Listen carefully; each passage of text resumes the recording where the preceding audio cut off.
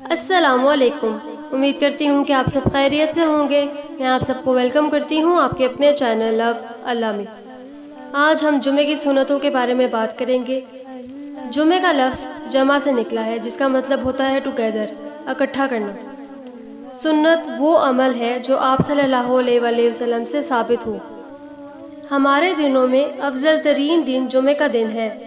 اسی دن آدم علیہ السلام پیدا کیے گئے، ان کی روح اسی دن قبض کی گئی، اس دن سور پھونکا جائے گا، اسی دن بے ہوشی طاری ہوگی۔ لہٰذا ہمیں چاہیے ہے کہ ہم اس دن زیادہ سے زیادہ درود و سلام آپ صلی اللہ علیہ وآلہ وسلم پر پیش کریں۔ لوگوں نے آپ صلی اللہ علیہ وآلہ وسلم سے پوچھا کہ ہمارا درود و سلام آپ پر کس طرح پیش کیا جائے گا، حالانکہ تب تو آپ بوسیدہ ہو چکے ہوں گے۔ تو آپ صلی اللہ علیہ وآلہ وسلم نے فرمایا، اللہ تعالیٰ نے زمین پر حرام کر دیا ہے کہ وہ انبیاء علیہ السلام کے جسموں کو کھائے۔ جمعے کے دن سب سے پہلے ہمیں غسل کرنا چاہیے ہے، اس کے بعد تیل استعمال کرنا چاہیے ہے، خوشبو جو بھی گھر میں میسر ہو وہ استعمال کرنی چاہیے ہے۔ مسجد میں پہنچ کر دو آدمیوں کے درمیان ہرگز نہیں گھسنا چاہیے ہے، جہاں جگہ ملے وہاں بیٹھ جائیں، لیکن اگر سب سے آگے والی صف خالی ہو تو آپ آگے جا سکتے ہیں۔ جتنی توفیق ہو، ٹائم ہو، اس کے مطابق آپ نفل نماز ادا کریں۔ اس کے بعد جب امام خطبہ شروع کر دے تو اس کو خاموشی سے سنیں۔ اگر آپ ان باتوں پر عمل کرتے ہیں تو اس جمعے سے لے کر دوسرے جمعے تک آپ کے تمام گناہ معاف کر دیے جاتے ہیں۔ تمام صغیرہ گناہ معاف کر دیے جاتے ہیں اگر آپ نے اجتناب کیا ہو کبیرہ گناہ سے۔ جمعے کے دن مسواک کا اہتمام ضرور کریں۔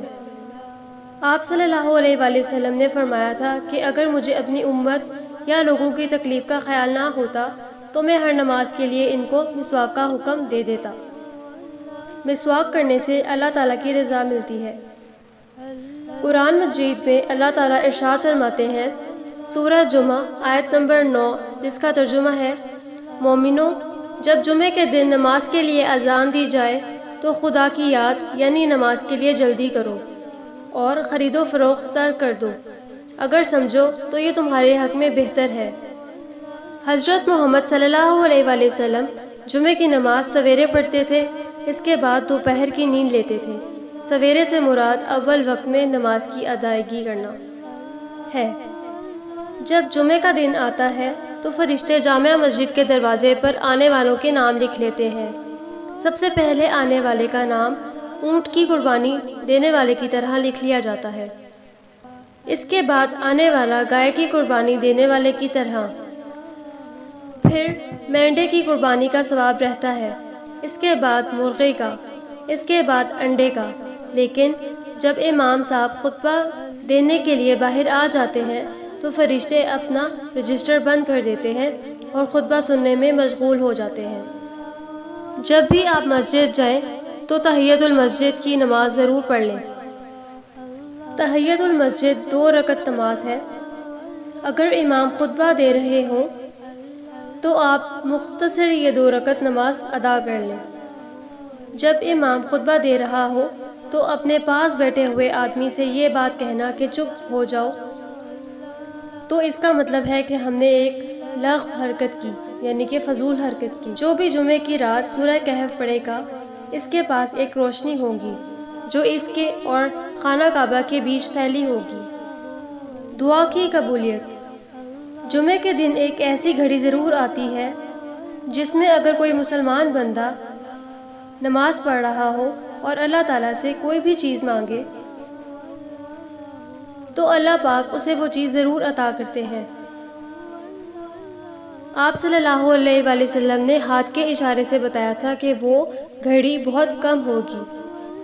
اینڈ میں اگر ہم کوئک ریویو کریں کہ ہمیں جمعے کے دن کون کون سے کام کرنے چاہیے ہیں تو وہ ہے کہ سب سے پہلے غسل کرنا، عمدہ لباس پہننا، خوشبو لگانا، آئلنگ کرنا، تحیۃ المسجد ادا کرنا، جمعے کے دن شاپس بند کر دینا، جمعے کے دن نماز کے لیے اول وقت میں آنا، سورہ کہف کی تلاوت کرنا۔